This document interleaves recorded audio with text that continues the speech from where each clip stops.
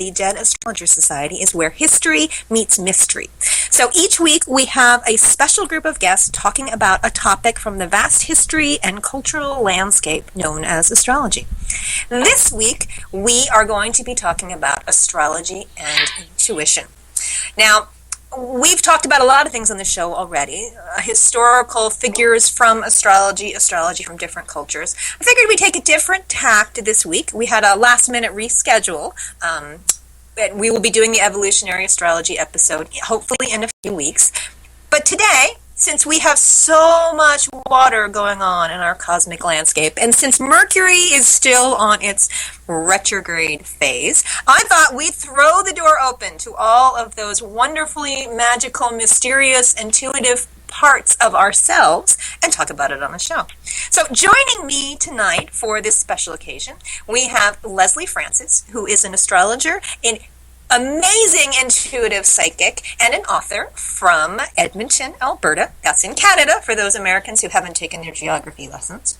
And we also have Margaret Gray, who is another international favorite of mine, also an intuitive Reiki master, astrologer, and psychotherapist, who is originally from Ireland and now lives in Hawaii. So how can you miss with this wonderful mix of people that we have? Say hi, guys. Hi.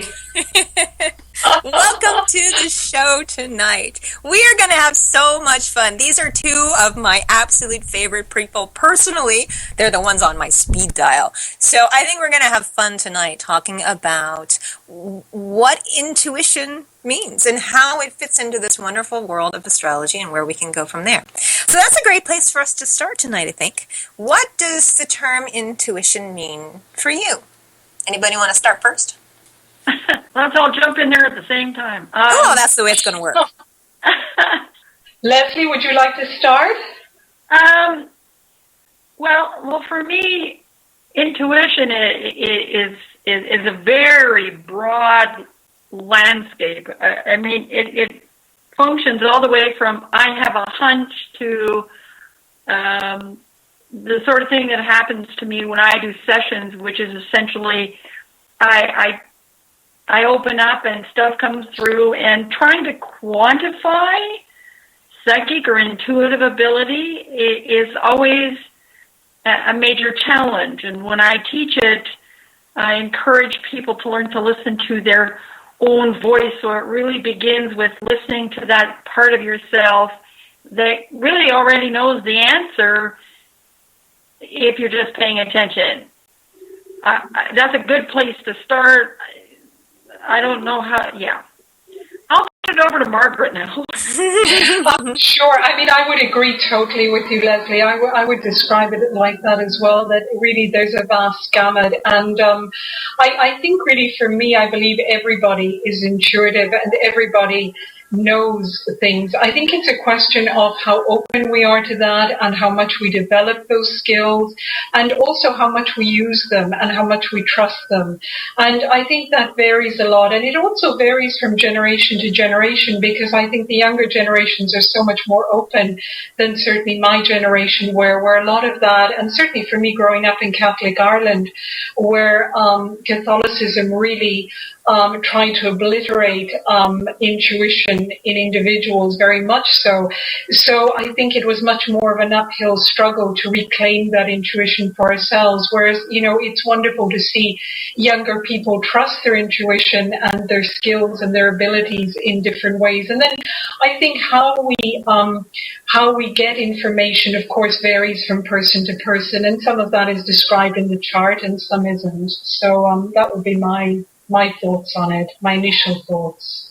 Yeah, when I have clients in my office, and as you said, when you're working with someone's astrology chart, sometimes it leaps out at you in the chart that this is a person who's incredibly either emotionally sensitive, intuitive in various forms, or they bring it up themselves, that they've had certain experiences, they're not sure how to deal with them. I say it's like watching a movie in the movie theater. I mean, you can have all your attention to what's going on the screen, but you can also catch little glimpses of things that's going on in the theater. And most of the time, you're so focused on the movie, you forget to watch what's in the theater, but it's going on all around you and behind you as people walk in and out. And for me, intuition is like that stuff that's going on in your peripheral vision. It's always there, but we just sometimes are so overwhelmed by other things that we don't pay attention. It's your voice, but it can be so quiet, and it's just easy to miss with everything else. Well, what do you think of that? Well, I really think that part of the reason why I agree with what you said. I think that part of the reason we don't pay attention is because intuition is very much connected to one's feeling nature. And I really think we live in a world where feelings, emotions, intuition are kind of, especially feelings and emotions, are considered to be inconvenient at best. And so if there's no ongoing emotional or feeling dialogue, it's pretty easy to ignore your intuition. I would agree. I think also that sometimes people don't realize that they are getting information or that they are being intuitive because it's not, they expect it to be like a voice on a radio that comes through with a different voice. And for some people that may be, but for some people it's just a sense of knowing or information that just comes through. And so I think there's also a lack of knowing of what to expect. And so I've had lots of clients who said, oh yes, when you describe it like that, absolutely, I know things. But, I thought that it would come through as, like a picture, like cinema images in front of me. And so I think it's also about people realizing what they do know, that they know a lot more than they think they know. Mm-hmm. Well, there are so many different kinds of ways that you can connect. I mean, there is the clairvoyance, as you were talking about, but there is the sensing. I once knew someone who did sessions who was really determined that she was psychic. She was really determined that she would hear voices. Uh-huh. And I said to her, why is that necessary? Like, if you're getting information, does it really matter how it comes? It's like she wasn't a true psychic unless she did whatever the little voices in her head told her to do. Well, I guess she wanted to be doing work. I'm not sure.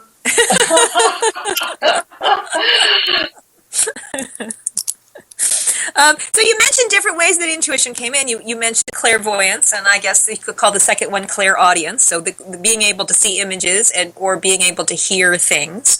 What are some other types of intuition? Clairsentience, which is you sense things. Just knowing. You're just knowing. Oh, for heaven's sakes, you think I'd remember these things? But we're in water world. Totally blank. So I'm here thinking, I hope Leslie can remember all these things. Because no. I was thinking more in terms of it's not. I mean, it's like the soundtrack to life, as you say. It helps to be able to tune in to your emotional nature and your feeling nature and your physical nature, your actual body, to be able to move through that to the realms of soul. Because I believe that intuition is the voice of the soul. It's the voice of that deeper part of us that's connected to the universe as a whole. And that's what helps feed us information from the great big cosmic hologram, or whatever you want to call it. And that by being connected to our emotional nature, and as you say, as our physical nature, either one of them can bring us closer into alignment with that. But that also means that it can come in like physical sensations, and I think that's where things like Reiki or doing energy healing can also come into play. Some people use sound as a way to heal, that you can feel it translated through you on that very physical kind of way. So it's not just hearing voices transmitting through you. Sometimes it can be vibrations transmitted through you, and sometimes it can be sounds transmitted through you. It doesn't always come in little neatly packaged words, at least in my experience. Well, sorry, Leslie, go ahead. Well, I know because really my study of astrology is what helped me understand that I was intuitive, because I simply didn't see that. And I always wondered, before I realized that I had this ability, how do you get psychic messages? So I wondered if it was like a ticker tape, like, or were you going to get a message? Oh, now comes a psychic message. Because of course, I'm quite logical as well as quite intuitive. So it took me a long time to just recognize that it's not like the flow of water. Once you get accustomed to it flowing, you stop thinking about it, and it just happens. And one of the things I say to people that's really helpful is to think of this as your internal guidance system. Because I think that people attach so much weight to the words intuitive and psychic that they really don't see themselves as sort of participating in this mysterious world. And yet, as Margaret said before, it's there for everybody. You call it supernatural and paranormal as if it's somehow less than normal and natural. And it's the most natural thing in the world. I mean, to me, most animals and all of nature exists on a very psychic and intuitive level. That's how you can connect to nature, is by connecting to your own intuitive self. So how can that possibly be non-normal and unnatural? I would agree totally, Donna. And I think also what's changing is that with Neptune in Pisces now, we're really, we talk so much about the veil coming down. And I think that's really happening in the sense that what the veil is about is that we are connecting. We are remembering who we are, and what we are is spirit in human form.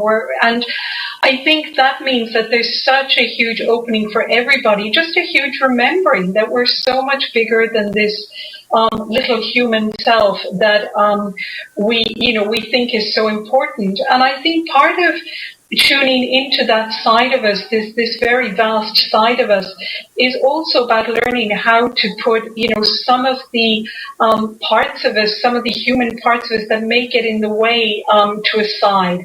And that doesn't mean not being in our body. It means the opposite, being in our body, but also remembering that our body or our mind is not everything, that there is, this part of us that is so much bigger. And so I think that's part of the trust, the part of the remembering that, and not holding on to this human identity, not holding on to, the information that we think in a logical way. Yes, logic has its place, but also being able to put it aside and think there is something else that is even, is equally important. So how did both of you come to be more in tune with your intuitive selves? I mean, you both work in a world where you use your intuitive gifts, as a profession. So how did that work for you? Or do you have stories about some of the people that you've mentored and how it worked for them? Well, Donna, for me it's kind of been a long journey, actually, and only a fairly recent one that I've come to this point. When I was a child, I remember having sensations of kind of hurling through space, a sense of infinity, and it totally freaked me out, in all honesty. And I would also see shadows and kind of have a sense that there were other beings. And some felt comforting in terms of angels, angelic forces, and again, maybe part of growing up as a Catholic, my guardian angel, so that I kind of took for granted. But some of it felt really intimidating, and so I really closed it off as much as I could. And then later in life, I did Reiki training, and I went to healers, and over the years, various psychics I went to said to me, they said, you're using the chart as a portal through which to give people information. And part of me was kind of highly insulted. I thought, I've studied astrology all these years and, applied myself and so on. Now you're telling me that I'm not bothered, that, I'm just using it. I kind of got stubborn about it and thought, well, I'll study even more and apply myself even more. And then one psychic I went to said to me, she said, maybe at some point you'll just trust yourself. And she said, it doesn't mean you don't prepare for the chart, but she said, maybe trust yourself enough to put it aside and just see what happens. And so, gradually that's what I did. Yes, I prepare, and yes, I look at the astrology of it, but also now I kind of trust that whatever comes through the chart will hopefully be of assistance to the client. And so I kind of try to get myself as much out of the way as possible, particularly my ego. And, now my one prayer before I see a client is obviously that I can help them as much as possible, and also that I won't make a total fool of myself. So they're kind of my two things that I do. So that's kind of in a nutshell my journey to this. Okay, Nice. well, my journey, well, I as always, it's very Aquarian, which means it didn't go in a straight line. I always had senses of things. I just didn't realize what that was, and I have a memory of being 4 and knowing that my grandfather had died, and telling my mother before the phone call came. And I decided at that stage I never wanted to see that look on anybody's face again, so I pretty much suppressed my ability. And my first career path in this lifetime was I was a journalist for a long time. But of course, I like to wander off the beaten path. So I did a story on how to develop your psychic potential in the early 80s. And the person that I went to interview looked at me after 5 minutes and said, you could quit your job tomorrow and do what I do. And I kind of looked at her and thought, gee, that's a nice flattering idea, but I think you're crazy. So then I proceeded to, I'd always had psychic experiences. I just didn't realize that's what they were until I walked away from my journalism career. Now, and by this point, I'd been studying astrology for a very long time and began to realize that the part that astrology played in opening up my psychic ability was to give me something for my mind to focus on.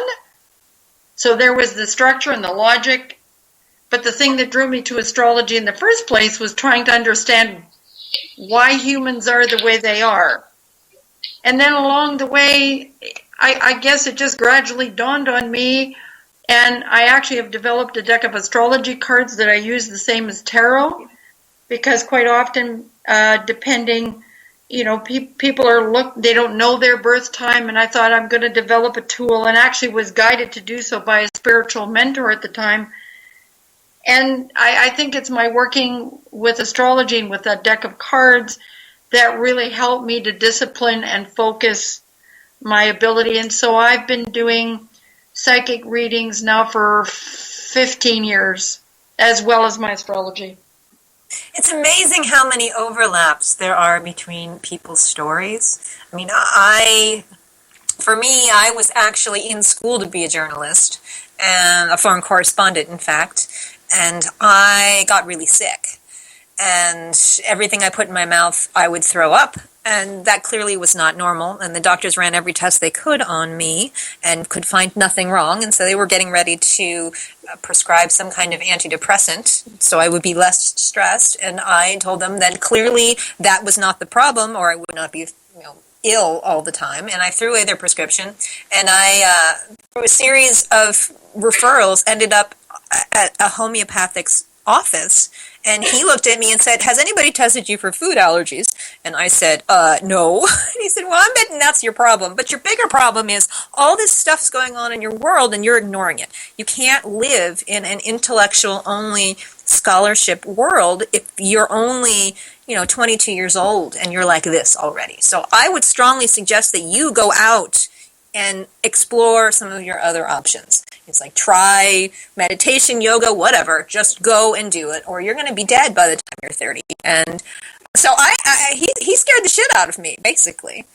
And that's one way to get your act together. But that did lead to a series of events that I found a woman who works in hands-on healing, hooked up with her. She looked at me and said, "Okay, I can tell two things from this experience you're having. One, that you've been very sick, and two, that you have a lot of talent in this area." So I actually learned hands-on healing first and shamanic journey work second. But in that process of continuing to explore, astrology was something I picked up later and ended up using it. I did just plain channelings for people first, where they come and they'd ask a question and I just, say, "Hello, answer, okay," and I just provide the information. I found astrology, Leslie, very much similar to yours. It was a great tool for taking that fire hydrant of information and focusing it down in a way that was more comfortable for me. So it became a great tool to work with my intuitive abilities, and then I went and started learning all the astrology. So I kind of came at it a little bit backwards on that sense from you, Margaret.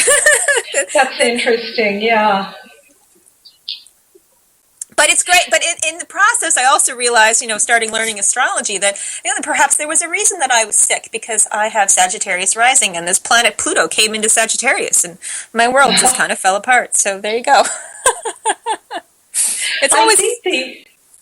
Sorry, Donna, for cutting in. I was going to say, I think for me also, one of the things I love about the chart is that it also forms a buffer in the sense that I tend to be I do tend to pick up people's emotions. And when I was just working during therapy work, I really struggled to, and that was my lack of really knowledge of how to put up clear boundaries and so on. Whereas with the chart, I found it's such an amazing tool, because also it does form this kind of buffer so that information can go through the chart, and it just feels a much easier way, certainly for me, to work with people. Well, I really think that it allows you to take your intuition or your psychic ability a little bit deeper. It really does take you beyond what I call the parlor tricks, which is, telling somebody, what color house they live in.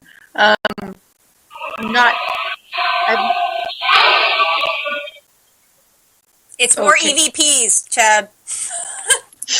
That was a little unusual. Yes. It's the Paramania Radio Network. We have little visitors every once in a while. That made me turn my mic on. What in the world was that? I don't know. Maybe there's a channeled message trying to come through, or it's just a mess up. I wanted to lean up I wanted to lean up to my computer screen and say they're here, because it sounded just like poltergeist. So which day are you talking about? I don't know. Oh, welcome to the wonderful world of Paramania Radio. I agree.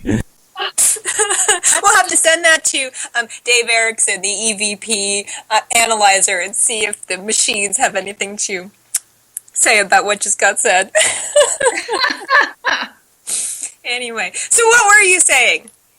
Well, for me, they've become so, astrology and intuition have become so inextricably intertwined that it's often difficult for me to even begin to separate them out. And in fact, I had a client the other day, and she said, so I think you must be getting some of this intuitively. And I said, well, I really can't differentiate, because if I'm looking at a birth chart and I'm doing a reading, I don't stop to go, is this psychic or is this astrological? Because I really feel that initially, when astrology was first developing, yes, it has a structure, but it's not a science. It's an art, and art always implies some form of feeling connection, some form of intuition and creativity has to be involved. And I can't imagine what it would be like if I had to do one or the other, but not both. I would be the same, Leslie. I mean, I can't separate them either. So, and I wouldn't even try any longer. I just go with the flow now much more. Hello? Hello. Oh my goodness. Pause. It's one of those days. The moon is, after all, squaring Neptune currently. So. It is. Mercury. All the candles that I lit to Mercury, I'm going to take a break. After the break, I'm going to run in there and light more. We can use all the help from the universe that we can get. So, With that, I do think it's time for us to take our break. And when we come back, I think we'll talk about such fun things as using astrology in conjunction with other intuitive tools. We've already been leading in that direction, but how astrology works with Reiki and how astrology can work with, we talked about hypnosis a few episodes ago, but there's all kinds of things that you can do. So why don't we explore those when we come back? In the meantime, sit back, enjoy the music, and we will see you in just a few moments. And welcome back to the Dead Astrologers Society. I am here with the lovely and wise Margaret Gray and Leslie Francis. So, hi, welcome back. And we were talking about astrology as an intuitive art. And so I thought we could take some time now to start talking about how astrology can be used. We've talked about how it can be used with intuition in general, but what about other intuitive practices? How can you use astrology moving back and forth between different kinds of techniques? I know, Margaret, you use Reiki, so let's talk a little bit about that. You know, I trained in Reiki, but actually I don't often do it in person with people. I do it mostly long distance, and that's just how it's happened. It's what I feel most comfortable with. So I do work with it, and I do offer it to clients if they want it for free. I don't charge for that. And it's just sometimes helpful as a tool. It's really, and sometimes I will also refer people on to Reiki practitioners who do work in person. And what I do quite a bit of is I consult with other practitioners with permission from clients who come to me for their chart. And so it's very useful to be able to inform maybe the Reiki practitioner or the psychotherapist of some of the things that are going on in the chart at the time for the individual. Again, always with their permission. So it works very well, I think, as an adjunct. But as I say, if people are happy with long distance healing, then I'm always very happy to offer that. I mean, also sometimes during a session, if I feel somebody is very distressed and there's a lot going on, I will say to them, look, you know, I also use Reiki tools. Do you mind if I use the Reiki symbols and send you some healing while we're working? I also use crystals. I don't know a lot about crystals, so I'm very, very basic with that, but I do have some crystals that I do take out and keep out during sessions. And that, again, I just kind of tend to ensure what crystals might be of use during the session. So that's really as much as I do with it. Well, and Leslie, you mentioned using cards, too. Well, yeah, actually, just to make it a clean sweep, I also have, I took first level Reiki. I don't offer it as a service, but I do think that it informs really what I do, because it is, in my mind, an energetic invitation. So that energy, I feel, is always present for me when I'm doing sessions. And yes, I have developed a deck of astrology cards, which most astrologers would have no trouble using because it's all the astrological symbols. And that's because I studied tarot more than once, and as a language, it just didn't resonate for me. So my solution was to develop my own deck of cards. Sounds wonderful, Leslie. Yeah, and I also have lots and lots of stones. Most of the time, I don't really remember what they do. It has more to do with an energetic resonance. I do think that sometimes we do get too mentally invested in sorting out categories and that sort of thing, instead of just allowing our intuition to draw us to the things that work for us, that can be helpful in working with clients. I agree. Totally, yes. Well, that's a great segue to another topic that I wanted to bring up, Leslie. So thank you for being so intuitive and giving me the perfect opening. I think astrology throughout history has had this prescriptive side to it, that by looking at a chart, you can determine what the strongest planet is, where you might approach a way to find the appropriate energies to appeal to in what's called remediating, which is a fancy word which just basically means sorting out and fixing, finding a medication for to correct an issue. but the process of astrology has become very mental, as if you can read the words on the astrological prescription, but not necessarily feel the energies yourself. And so down through the ages, we have less and less of that in some astrology texts that you just pick up off the shelf. And so people who are learning astrology just from a book may not even see that part of astrology. But it's always been there. And it was kind of astounding to me when, after I learned astrology, I went back and started learning more about traditional astrology. And a friend of mine who lives just down the street said, maybe you'll like reading the Chaldean oracles, because that is kind of the beginning of like an astral theurgy, where astrology is used as a way to help you find your personal path towards enlightenment. And so I did. I picked up the Chaldean oracles, which were written, several thousand years ago, and was astounded that here on a page talking about astrology was a description of, opening your head, feeling the pneuma, which is what it's called in Greek, spirit, flowing down through your body, sitting on your shoulders, and moving all the way into your abdomen. And it was a perfect description of what I had learned sitting and working with shamanic journey work. It felt like channeling. That's a great description of what I learned for channeling. And there it was, 2,000 years ago, what astrologers were using to practice their art.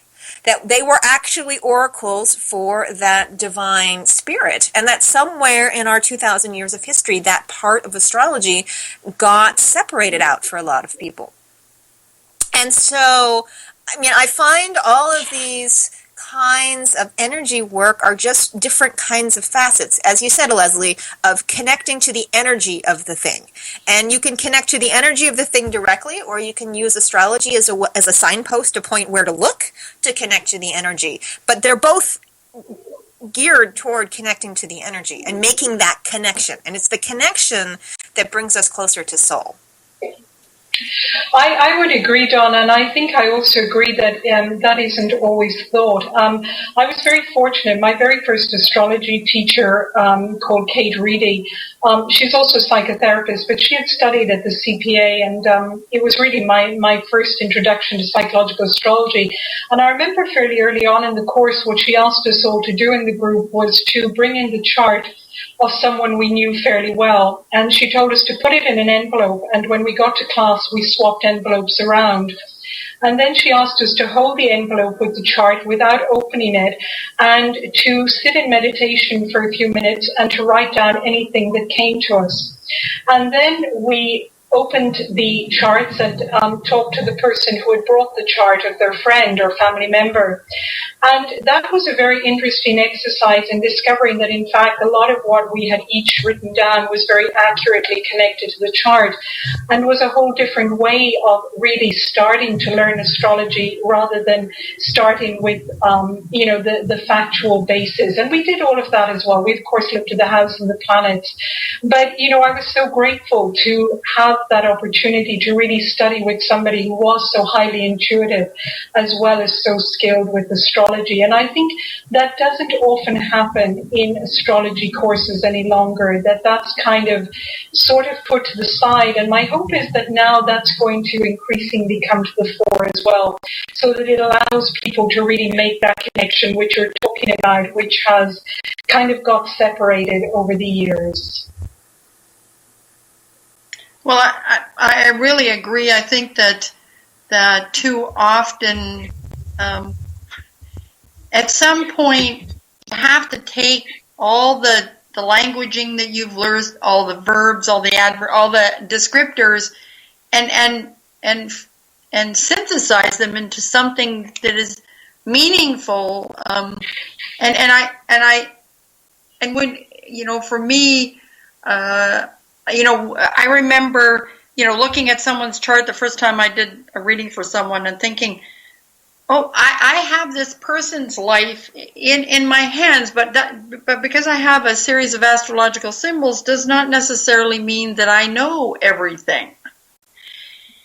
And I think that intention on my part was really one of the things that led me to open up to my psychic ability and to incorporate it, and so that it became more prescriptive for me, astrology, as opposed to predictive.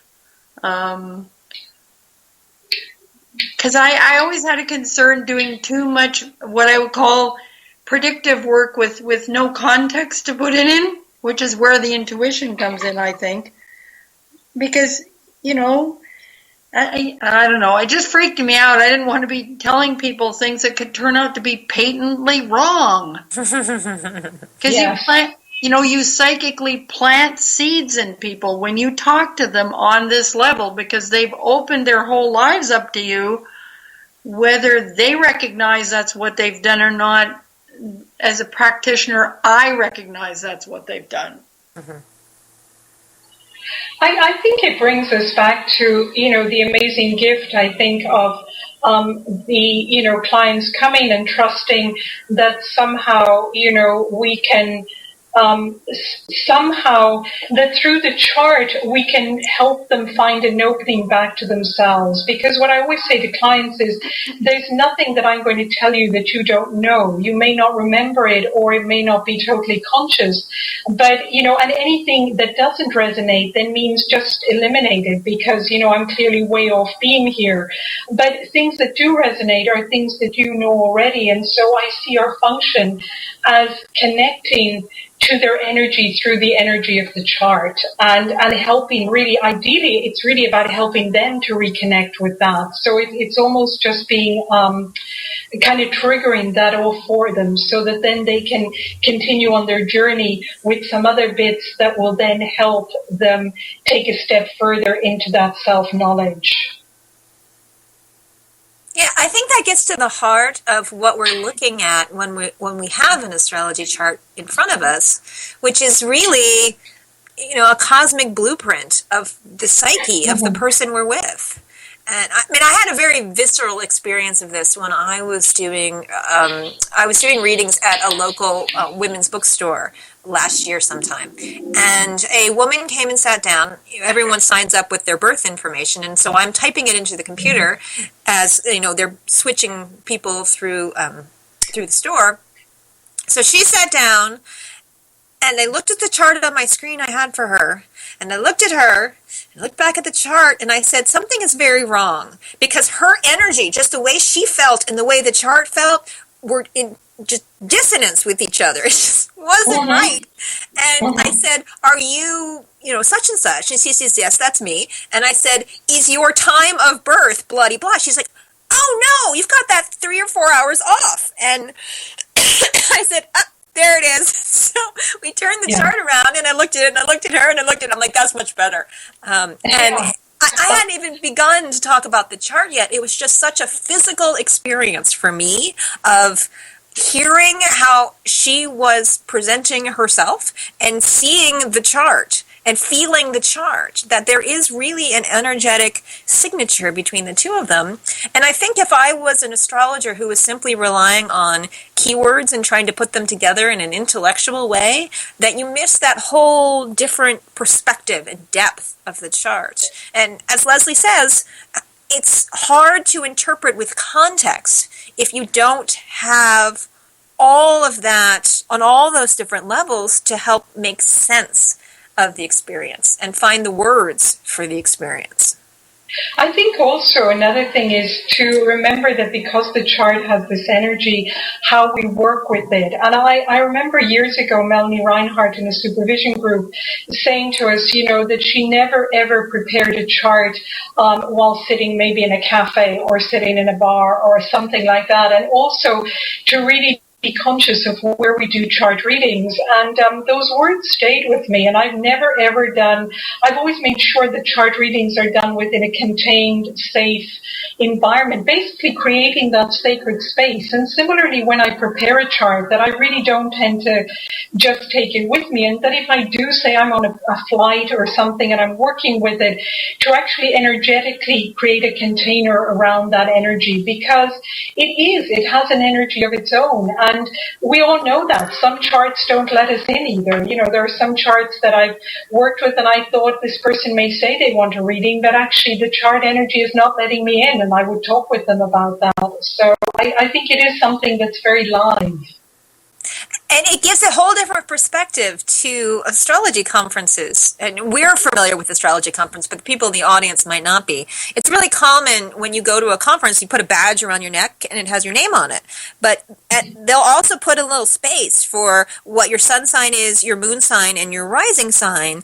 So astrologers can identify themselves to each other kind of as a secondary name, and people will take your badge and look at it. You are a what? And then they'll start talking at you. But if astrology chart is an energetic of its own, it is kind of interesting that we're all wearing our charts at these events. And what does that say energetically about how we move through those situations? Well, it's kind of like walking around in your underwear. Yeah, but not really. No. Because, you know, you can say those things, but, you know, and you can put that on your badge, you can put your whole chart up there, but that doesn't necessarily mean that you don't short circuit the process of getting to know someone.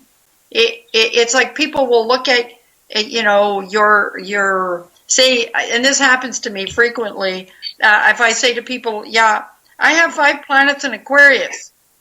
I always get a really interesting response, and sometimes it really is clearly the person's energy just shuts right down.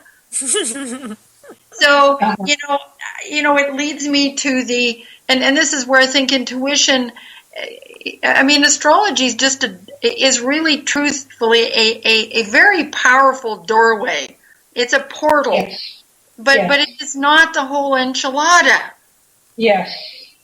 And I think that if anything taught me that, it was the development of my psychic ability. Mm-hmm. I agree with you, Leslie. I think it's one of many tools, and I think there are a lot of tools, and it suits some people and it doesn't suit other people. And there are many doorways. I agree totally with you, and it's not everything. It's a part of it, and it can help. And it's very useful for some people and not for others, so I totally agree. Well, and being able to use it in concert with the other intuitive parts of ourselves gives us a whole another way to work with the client. You know, we all perhaps suggest to clients when they're going through, you know, transits by the planet Neptune, which rules water, to work with spirituality, or Pluto, which rules transformative events, to ways that, you know, transformation, whether it be refurnishing their furniture or inner alchemy, the whole gamut, they might apply those in their lives. But we can also use other intuitive tools such as energetic work to help people move through different energy states, our own psychic awareness of what's happening in their lives, to just get direct information, to get tarot cards out. I have a great story. I once was doing a chart for a client, and everything pointed to their moon. Every major transit they were having was happening on their moon. And I was like, this is going to be a 5-minute reading. And I mean, people do expect certain things when it comes to an astrologer, and you want to be able to give them, but it was so clear, like yelling, that I was going to have to talk about moon issues. I said, okay, fine. I get it. Let me get my tarot deck. Maybe I'm missing something. So I will pull a card out of my 78-card tarot deck that will give me like supplementary information so I know which direction to go with this. What did I pull? The moon. That's wonderful. And the moon is a very large subject anyway. I know. I could talk for an hour on the moon. In fact, I just gave a lecture a couple weeks ago on the moon. I literally did talk for an hour on the moon. Nevertheless, it's amazing how that resonance can work across different disciplines. Where I do lots of special events, and one of the things I do is the Girl Scout fundraiser that they have here every year out at the Central Texas camp. So it's they have a big spa day, and last year or the year before, we brought a tarot reader in addition to my astrology readings. And so she was in another building on the other side of the campus doing her thing, and I was in my building, and a lot of people saw us both, and they'd come back, did you guys compare notes? You told me exactly the same thing. How can you possibly do that? They're like, we got accused of cheating the whole time. But it's true. It connects into that universal synchronicity, I think. Yes. Well, and if it really works, you should get similar messages from no matter who you go to and what kind of tools they use. Yes. We live in an amazing world.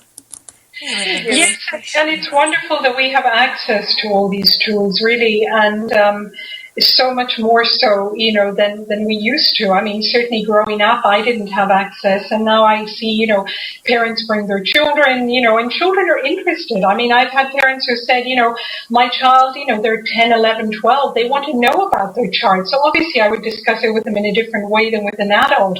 But I mean, most of these children are so intuitive that they know everything already, and it's almost like they just want confirmation, or they're interested in certain things about it. And so I find that so heartening. It's really great how all of that is opening up.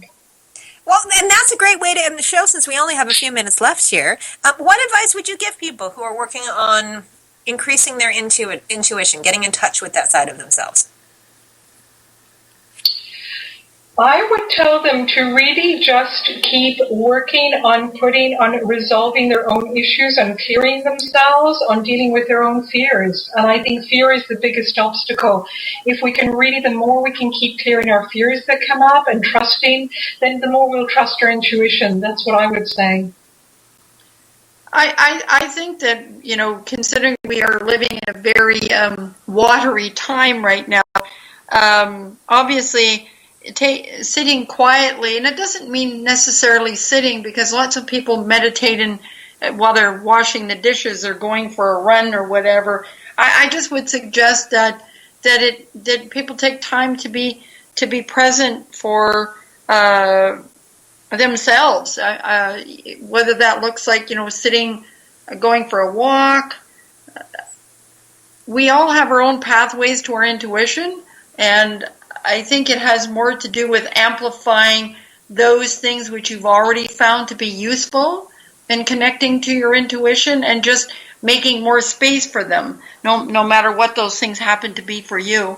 Because right now it's really hard it really is hard to give a specific structure for these things, because as I teach, I discover, because I teach a lot of metaphysical classes as well, the people, every single person in my class has their own way of doing it.